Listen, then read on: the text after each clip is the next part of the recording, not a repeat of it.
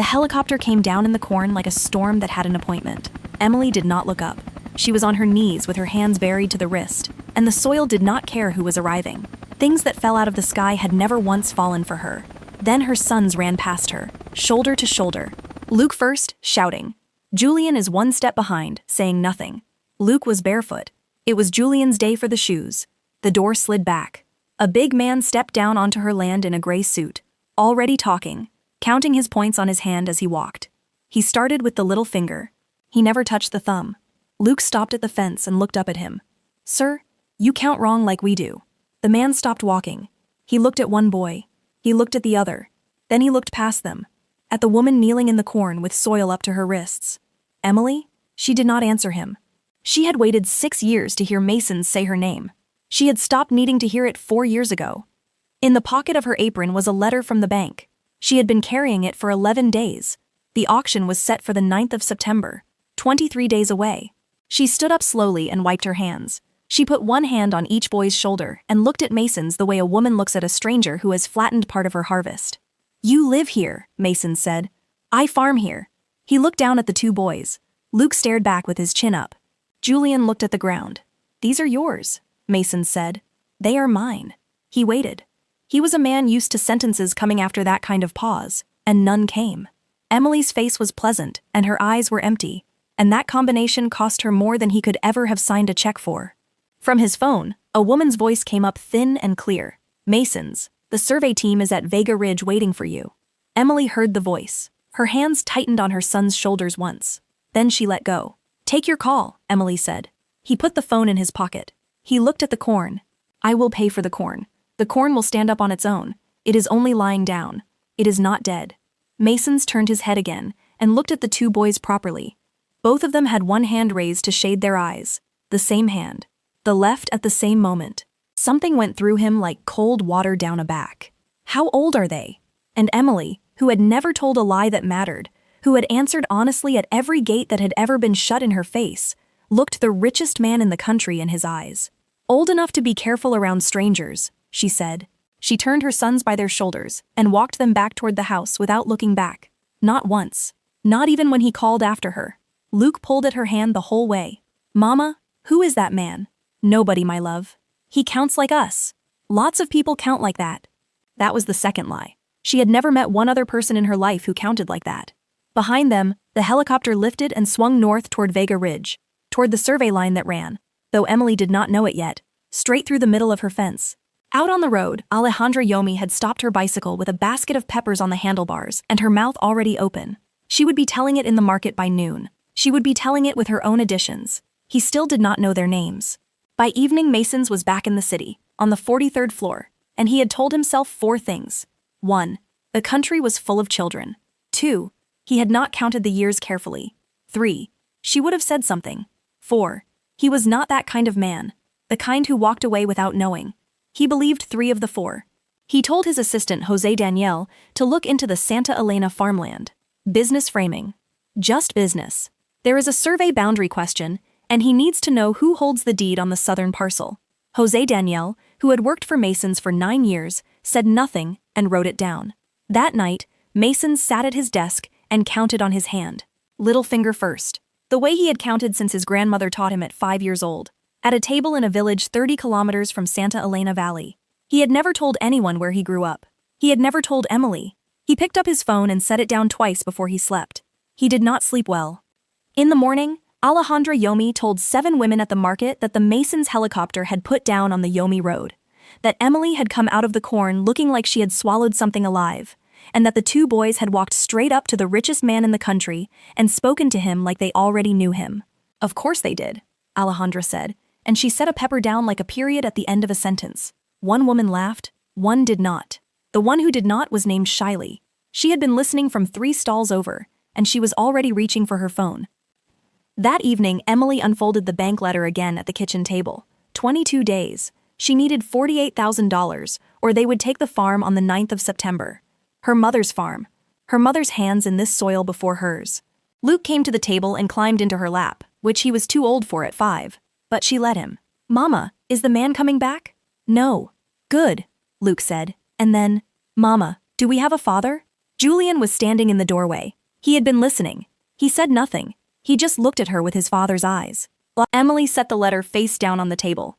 "You have me," she said. "Go to bed." That night, after they slept, she sat in the dark and allowed herself 10 minutes to feel everything she had not felt since the morning. Then she folded it all away again. She was good at that. She had been practicing for 6 years.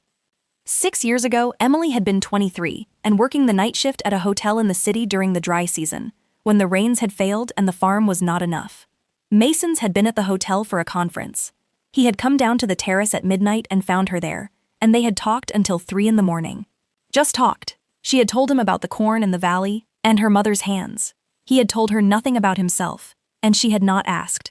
And at the end of it, he had looked at her the way no one had looked at her before, like she was something clear and solid in a room full of noise. One night, one honest night between two people on different sides of a wall. She had never been ashamed of it. She would not begin now. 3 months later, she had found out she was carrying his children. She had done the only thing she knew how to do. She had taken money she did not have. She had ridden 4 hours to the gate of his office building, and she had brought a letter. The woman who met her at the gate was small and immaculate and cold. "I am Shiley," the woman said. "His personal secretary. I will make sure he receives it." Emily had held out the letter. Shiley had taken it with 2 fingers, the way you take something from a person whose hands you do not wish to touch. "There is a number you may call for support," Shiley said, and held out an envelope. Emily had looked at the envelope. "I did not come for money," Emily said. "I came to give him the choice." She went home. She waited. No call came. No letter came back. She told herself he had chosen. What she did not know, what she would not know for 6 more years, was that Shiley had burned the letter that same evening in the small bin under the reception desk. She had not burned what was inside it. A photograph. Too thick, she had dropped it in her own desk drawer and forgotten it, or told herself she had forgotten it, and it had been there under her stationery for 6 years, doing nothing. Elder Jason had driven Emily to the city that day. He had waited by the road and seen Shiley take the letter with 2 fingers. He had seen Emily's face when she came back. He had said nothing then, because Emily had asked him to say nothing. He was still saying nothing. He was not a man who broke a promise, but he was also a man who had watched 2 boys share 1 pair of shoes for 4 years, and he had his limit. Masons came to the farm 4 days after the helicopter. He drove himself. No assistant. He stood at her gate. Emily came out of the house with flour on her hands and looked at him through the wire. "The survey line," Mason said. "The Vega Ridge boundary. It crosses your eastern fence. I know where my fence is. Emily, the development will require—" "What development?" He said it plainly. "A resort. 400 hectares. His company had been buying land in the valley for 18 months. Emily stood very still. She said, "This land is not for sale. The bank has it listed for auction on the 9th of September. He had looked. Of course he had looked. "Before the 9th of September it is still mine," Emily said. "And it is not for sale. I can make the debt go away." "No, Emily, it is $48,000. It takes me 30 seconds. She opened the gate and looked at him standing on her road. This enormous man in clean clothes who could lift her entire life with his left hand. And she said the thing she had been preparing to say since the day she rode 4 hours to a gate with a letter. "My sons eat because I plant," Emily said, "not because you sign." She closed the gate between them. She latched it. Masons put both hands in his pockets and stood there a long time. Then he got back in the car. In the house, Luke had been watching through the curtain. "Mama, he came back. I see that. I told you he would." He came back 3 more times in the next week. The first time she sent Luke to say she was not home, and Luke said it so earnestly that Masons almost believed him, except that he could see her shadow behind the curtain. The second time she came to the gate herself, and they stood in silence for a full minute, before he said, "I only want to talk." And she said, "You talked." I answered. The answer is the same. The third time he did not knock at all. He walked around the eastern side of the property to look at the fence. The gate hinge had been broken for 2 years. Emily had tied it with wire, and they had all learned to lift it at the right angle. The boys knew it by instinct. Mason stood there studying it, and then he went back to his car and came back with the toolkit from the boot. He had no idea how to fix a gate hinge. It took him 40 minutes. He did it wrong twice and right once. He said nothing to anyone about it. He left before she came out. Luke found it in the morning and shouted across the yard, "Mama, the gate!" Emily came out and looked at the hinge. She ran her thumb along the bracket. New screws. Clean line. A rich man's hands doing something they did not know how to do. She went inside and sat at the kitchen table for a long time. She did not say thank you. She did not let herself. That same week, Jose Daniel came to her farm with papers. Masons, he explained, had purchased her bank debt. She owed the bank nothing. She now owed him. And he was not collecting. Emily read the papers carefully. Then she looked up. How much did he pay for this debt? She said. It was not a question. $48,000, Jose Daniel said quietly. Emily set the papers on the table. She stood up. She smoothed her apron. Tell him, Emily said, that I will repay every dollar with interest. Tell him I will need time. Tell him the answer is still no. Jose Daniel drove back to the city and sat outside Mason's office for 5 minutes before he went in. She said no, Jose Daniel said. Mason's was standing at the window, looking at the skyline. I know, he said. 3 streets away, in a building with cold air and good art on the walls, Shiley sat in her office and read the message that Alejandra Yomi had forwarded to her. She had her ways. She had always had her ways. Mason's had been going to the farm. He had purchased the bank debt. Shiley set her phone down on her desk and opened the bottom drawer. Under the stationery, face down, was a photograph. She did not pick it up. She just looked at the back of it the way you look at a door you are deciding whether to open. She closed the drawer. She picked up her phone and made a different call instead. The lawyer arrived at the farm on a Tuesday, with 2 men and an official document. Emily read it on the doorstep. Custody proceedings. Filed by a third party on behalf of the children's welfare. The filing named the absent father and argued that the children were living in conditions of financial hardship and required assessment. She read it twice. Her hands did not shake. Who filed this? She said. The lawyer said a name she did not know. A company name. 3 words that meant nothing to her. But they meant something to Elder Jason, who was standing by the fence when the men left. He walked over slowly, the way old men walk when they are choosing each word before they speak. That company, Elder Jason said. That is Shiley's brother's company. Emily stood in the middle of her yard holding the document. Luke came out the door. Mama, what is it? Go inside. Mama, Julian, take your brother inside.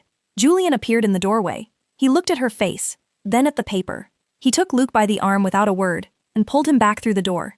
That was the thing about Julian. He always knew when the quiet was necessary. Alejandra Yomi found Emily at the market 2 days later and stood close enough that everyone around them could hear. The whole valley knows, Alejandra said. They are saying you kept those boys from their father for money. They are saying when the money didn't come, you made trouble. Emily set down the tomatoes she was holding. They know what they were told, Emily said. They were told by someone who knows what the truth is. Emily, Alejandra lowered her voice just slightly. I am only telling you what they say. Then, you have told me. Thank you. She walked home carrying less than she went with. Her legs were steady. Her chest was not. That evening, Masons came through the gate. Emily did not stop him this time. She stood at the door. She had the document in her hand. She held it out to him. He read it. His face was very still when he read it, and very loud when he looked up. I did not do this, he said. I know. Emily, I know it was not you. I know who it was. A long silence. Mason said, tell me what you need. And Emily said, for the 3rd time, the answer she had been holding since the beginning. This time she did not say it quietly. I need you to understand, Emily said, that I have raised 2 children alone on 30 acres and a broken gate, and that I have never once asked a single person on this earth for anything I could not give back. What I need from you is not your money. What I need from you is the truth. 6 years ago, I rode 4 hours to your gate with a letter, and I gave it to your secretary, and it disappeared, and you never came, and I thought you had chosen. That is what I need you to understand. Mason stood on her step and went very still. What letter? He said. That night, Julian woke up with a fever that came fast and ran high. By midnight, Emily could not bring it down. She wrapped him in a blanket and drove to the Valley Clinic in the dark. Luke pressed against her side, and the doctor at the desk looked at the boy and said the words she did not want to hear. Infection. Possibly the water from the East Channel. They needed to admit him. Emily had $11 in her purse and her mother's ring on her hand. She was still standing at the desk when Masons walked through the door. She had not called him. Luke had. Luke had taken her phone from the seat of the truck while she carried Julian inside. Masons crossed the room without looking at anyone but the boy. He spoke to the doctor. He spoke quietly, and the doctor stopped asking questions about payment. Then Mason sat down in the plastic chair beside Emily, and neither of them spoke for a long time. The desk nurse came out. Are you the father? She said. Masons did not look at Emily. He did not look at Luke. He looked at the door through which Julian had disappeared. Yes, Mason said. I am the father. Luke reached over and put his small hand on top of Mason's big one. Mason's did not move. He did not breathe correctly for a moment. Then Emily put her face in her hands. Not crying. Just hiding. Just needing one moment where no one could see her face. At 2 in the morning, while Julian slept and Luke slept across 2 chairs, Masons went to the truck to get Emily's jacket. It was in the glove box, and under the jacket was her phone, and on the seat was a piece of paper Luke had been drawing on. A house, a farm, 4 people standing in front, 2 small ones in the middle, 1 tall woman on the left, 1 large man on the right. Luke had given the large man a gray suit. Mason stood in the car park for a long time. Then he drove to his office. He went to Shiley's desk. He opened the bottom drawer. Under the stationery, face down, was a photograph. He turned it over. 2 lines of Emily's handwriting. A date. And a photograph of a scan. 2 small curved shapes side by side, the size of commas, not yet 6 weeks old. He stood at Shiley's desk at 2:45 in the morning and read the date on the photograph and counted back. And the counting was easy because it only came to one night. One night in 6 years that it could possibly be. He sat down in Shiley's chair. He found the gate register online. Her name, her visit, the date, the same week as the photograph. He had not known. He had not chosen. She had come and been turned away by someone who had decided for both of them. He held the photograph for a long time. Then he made a call. The Vega Ridge Gala was Mason's event. 400 guests. The whole room was money and attention, and the deal was meant to close that night over champagne. Shiley was there. She had run the event. She stood near the podium in a black dress, looking like everything had gone exactly to plan. Emily was there too. She had not been invited. She had come in crimson red, a floor-length dress that she had last worn to her mother's birthday 7 years ago, and it still fit her the way it was made to fit her. And she stood at the edge of the room with her chin level and her back straight, and she looked like she belonged in every room she had ever entered. Elder Jason was with her, and Jose Daniel, and the gate register on Jose Daniel's tablet. Mason saw her come in. He had asked her to come. She had not said whether she would. He crossed the room to her. "You came," he said. "I came," Emily said. He looked at her for a long moment. Then he turned around and walked to the podium. The room went quiet, expecting the deal. "I want to thank everyone here tonight," Mason said. "Before we talk business, I need to say something. 6 years ago, a woman came to my gate with a letter. The letter was intercepted. She was sent away. The person who did that is in this room. The room did not move. I have a gate register showing the date and the name," Mason said. "I have the photograph she left. I have a statement from the man who drove her there." Elder Jason, at the edge of the room, raised his head. Shiley said, "That is not—" "I have not asked you to speak yet," Mason said. He said it without raising his voice. "Which was worse? I have 2 sons," Mason said. "Their names are Luke and Julian. I did not know their names for 6 years, not because their mother kept them from me. Because someone in this room decided that a woman from Santa Elena Valley was not the right kind of woman, and made that choice for me." And he looked at Shiley. "She was right," Shiley said. Her voice was clear and cold, and the whole room heard it. "She was a farm girl. She was never going to be one of us." Masons nodded once, as if she had just confirmed something he needed confirmed. "I am resigning from the Vega Ridge project tonight," he said. "The development will not proceed. The Santa Elena Valley will not be touched. And I will be spending whatever time Emily will allow me, learning the names of my sons." He stepped down from the podium. Jose Daniel set the tablet on the nearest table, where everyone could see the gate register. Nobody moved to look at it. Everyone already understood.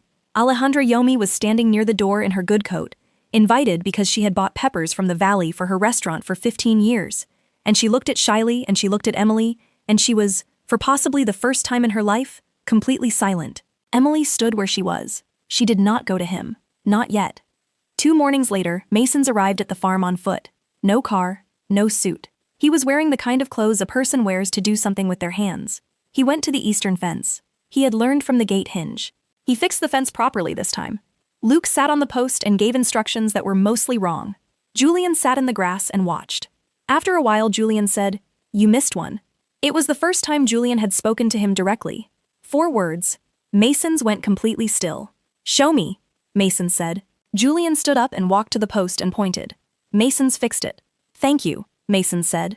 Julian went back and sat in the grass and did not say anything else. And Masons understood that 4 words from Julian were the equivalent of a speech from anyone else, and he felt it land in his chest like something permanent. Emily came out at noon with 2 plates and set one on the fence post and one on the ground, and looked at him. $48,000, she said, with interest. "I am going to need a plan." "You do not have to." "I know I do not have to. I am going to." He looked at her. She looked at him. "All right," Mason said. "I am going to need time. As much as you want." A long pause. "You missed 6 years," Emily said. "I know. I am not going to pretend that goes away. I am not asking you to." She looked at the fence. She looked at the 2 boys. Luke was trying to take the tool from Mason's hand.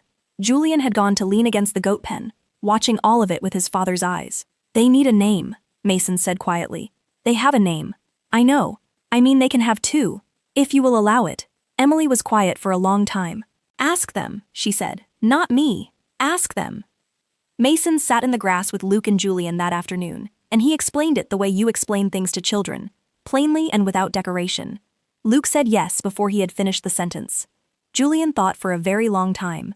Then Julian said, "Will you be here on school days?" Mason said, "Everyone that you will have me." Julian nodded. That was enough. The bank letter was still on the kitchen table. Emily had not looked at it since the clinic. That night she found it, and she held it over the stove until it caught. She set it in the metal bowl her mother used for bread dough, and she let it burn to ash. The farm was not going to auction on the 9th of September. The debt was settled. Not because he signed. Because she had accepted the arrangement. On her own terms, with interest, in writing, at a rate she had chosen herself. It was hers. It had always been hers. Outside, Luke's sandals were by the door, and beside them, a pair of shoes for Julian. Not bought by Masons, bought by Emily that morning, with the money from the late corn she had sold at market. The corn that had been lying down and was not dead, and had stood up again the way she had known it would. 2 pairs, matching. No one had to take turns anymore. That evening Mason sat on the step of her farmhouse, and Emily sat beside him, and the boys were inside and the valley was going golden, and after a long time he said, plain and quiet, 4 words. "Stay close to me." Emily looked at the corn, at the gate with the new hinge, at the fence with the repaired post. She thought about a hotel terrace at midnight, a man who counted from the little finger. 1 honest night, and 6 years of silence, and a letter in a fire, and 2 boys who counted the same way, and a woman who had carried all of it without putting it down once. She thought about all of that. Then she leaned her shoulder against his. "Start small," she said. "We will see." He nodded. He counted something on his hand. Little finger first. She let him. Alejandra Yomi told the market the next morning that Masons had come to the farm on foot, in ordinary clothes, and fixed a fence. That he had sat in the dirt with 2 boys all afternoon. That Emily had come out with food and sat beside him on the step, like it was the most natural thing in the world. She told it differently than she had told the first story. Quieter, with less addition. The market listened, and said nothing, and went back to work, and the corn that had been lying flat in the field the morning the helicopter came stood tall and green in the late summer light, every stalk of it upright, none of it dead.